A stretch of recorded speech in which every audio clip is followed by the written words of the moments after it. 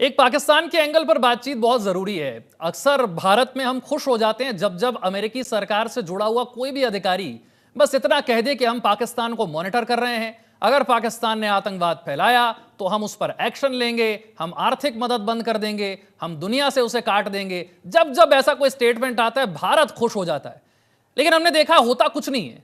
पाकिस्तान को जो आतंक फैलाना है वो फैलाता है और पिछले 6 महीने में जम्मू कश्मीर में होने वाले एनकाउंटर्स की संख्या काफी ज्यादा बढ़ चुकी है और यह चिंता की बात है। नहीं, बिल्कुल चिंता की बात है ये। लेकिन फिर मैं जोड़ूंगा, ये सब कब हुआ? जो बाइडेन के कार्यकाल के आखिरी चरण में, ठीक है, जबकि वो भारत के खिलाफ बहुत गुस्से में आ गए थे, पगला से गए थे और जितना नुकसान हो सकता है भारत को करने की कोशिश कर रहे थे।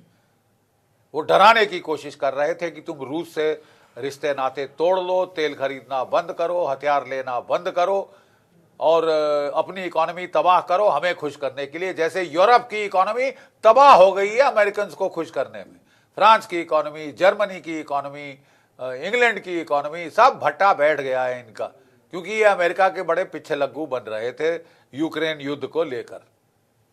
ठीक है साहब, अब जो है हमको ये देखना है कि क्या ये पाकिस्तान के प्रति रवैया, बांग्लादेश के प्रति रवैया, क्या ये कांस्टेंट रहेगा? मेरा ख्याल तो बदलाव आएगा, काफी बदलाव आएगा, क्योंकि डोनाल्ड ट्रंप साहब को पाकिस्तान दो आंख नहीं बाता। उनके पिछले कार्यकाल में भी उन्होंने कहा था कि पाकिस्तान ने हमारा बेवकूफ बनाया है, 3 बिलियन डॉलर हमसे खा गए हैं और तालिबान की मदद कर रहे हैं। टू टाइमिंग देश है ये, दोगला देश है ये, और इसलिए उन्होंने काफी दर्जे, जब तक उनको जरूरत थी वो चुप रहे, लेकिन जैसे ही तालिबान से उनका समझौता हो गया उन्होंने पाकिस्तान को ऐसे अलग किया जैसे दूध से मक्खी। ठीक है साहब, ये तो डोनाल्ड ट्रंप का रवैया हमेशा से रहा है। लेकिन जो बाइडेन की सरकार के जो डेमोक्रेट्स थे, जब वहां पे आंखें दिखाई इमरान खान ने, तो उन्होंने अपने फौज में जो उनके चमचे हैं पाकिस्तान की फौज में, उनका इस्तेमाल करके इमरान खान का तख्ता पलट कराया। और फिर जो पाकिस्तान के फौजी बड़े खुश हुए, क्योंकि उनके सारे बेटे, लड़कियां, लड़के जो हैं वो अमेरिका में पढ़ते हैं या लंदन में पढ़ते हैं, तो रिटायरमेंट के बाद भी वो लोग यहाँ जाके अच्छे आलीशान मकानों में रहते हैं। उनको काफ़ी दबा के रखा है CIA ने। तो उन्होंने, CIA ने फिर उनको मदद करनी शुरू कर दी। उन्होंने कहा कि साहब हमें भारत तंग कर रहा है, हमें कश्मीर में हम फिर जिहाद शुरू करना चाहते हैं। तो उन्होंने, जो बाइडेन ने कहा बिस्मिल्लाह करिए, और जैसे उसके बाद उन्होंने तख्ता पलटा बांग्लादेश में। बांग्लादेश में मोहम्मद यूनिस को पैराशूट किया। क्यों साहब?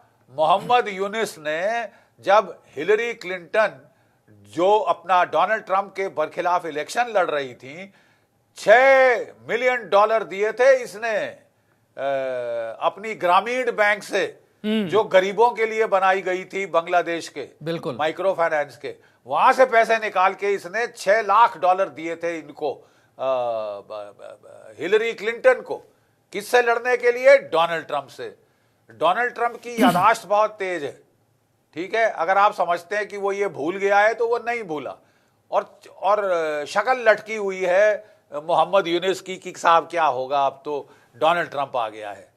वो तो जानता है कि मैंने हिलरी क्लिंटन और डेमोक्रेट्स की मदद की थी, वो बदला लेगा साहब, जरूर लेगा। इनको औकात दिखा देगा, और इनकी औकात दिखाने के लिए तो उसको सिर्फ दूसरी तरफ देखना है। भारतवर्ष ही काफी है, अराकान नेशनल आर्मी ही काफी है बांग्लादेश की बिगड़ी खत्म करने के लिए। जो ऊल जलूल अनाप शनाप बक रहे हैं कि हम बिहार पे कब्जा करेंगे, वेस्ट बंगाल करेंगे, उड़ीसा पे कब्जा करेंगे, हम क्या कहते हैं वो भारत के खिलाफ जिहाद करेंगे। अरे तुम अपनी जान बचा लो, अपना मुल्क बचा लो, नहीं तो टुकड़े टुकड़े तुम हो जाओगे। तो कई फ्रंट पर भारत के लिए अच्छी खबर आ सकती है। कुछ फैसले ऐसे भी होंगे जिसमें भारत को थोड़ा ज्यादा सतर्क और सावधान भी रहना होगा। बहुत बहुत शुक्रिया बख्शी साहब, आपने समय दिया और इतनी आसानी से यह समझाया कि ट्रंप के शपथ ग्रहण के बाद दुनिया भर में क्या परिवर्तन आ सकते हैं, भारत पर इसका असर क्या हो सकता है। बहुत बहुत शुक्रिया, आपने समय दिया।